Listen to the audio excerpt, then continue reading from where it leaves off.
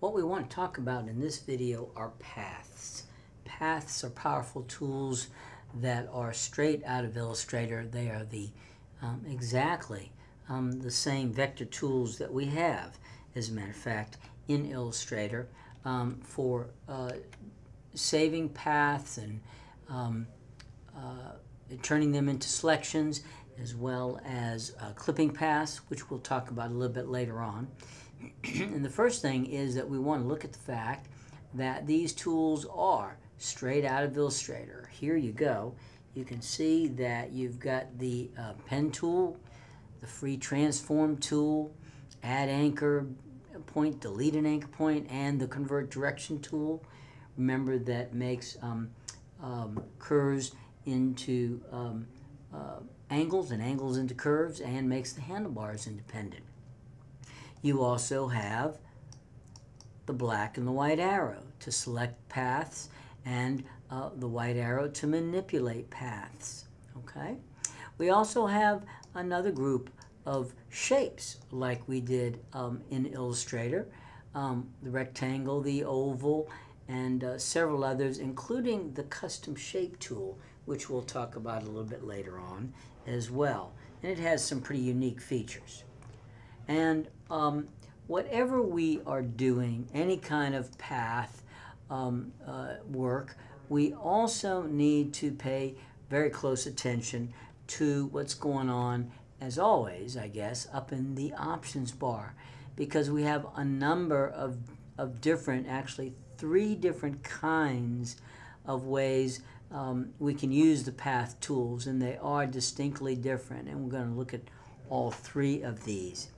The first one I want to look at is what is called a vector mask.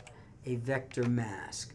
And what we mean by that is whether we pick one of these shapes or we just pick the pen tool, doesn't really matter.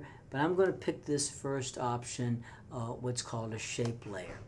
And when I notice, before we start, we don't have anything referring to a shape layer in our layers palette. And you're going to see a brand new layer will automatically be created.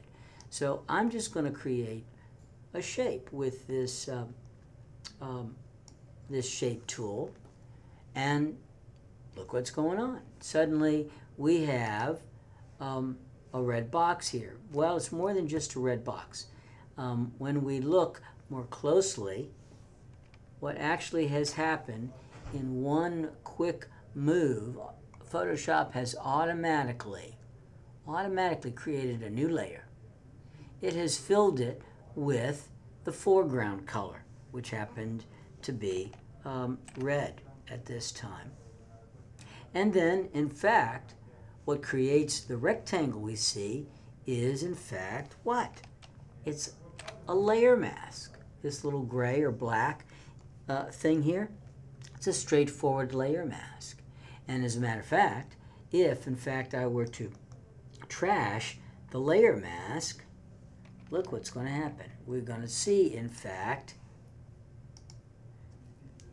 we ended up with a layer completely filled with red. And that is what a shape layer does. And the other thing about it that makes it different than a layer mask, whereas we could edit layer masks with the painting tools, these are vector shapes. And one thing also, all of these vector tools and vector shapes and paths remain crisp and clean, even though they're in this bitmapped or rasterized environment, because they are vector tools. But I will go to the white arrow, and I'm going to come over here and click on this shape, and lo and behold, look. It is nothing more than a vector shape. And so it can be edited. I could add anchor points, delete anchor points. And so this layer mask or vector layer mask is here, and at any time can be reselected and then re-edited. Okay? The other thing that's interesting is we want to start looking at some of the visual clues that we have. And when I look at the paths dialog box, bring that up if you don't have that in front of you. Notice I have my layers palette and my paths. And what's interesting with one of these vector shape layers is when that particular layer is not selected, you will not see anything indicating the vector mask in the paths dialog box. What I mean is, watch, I'll go to one of the other layers and look, it disappears.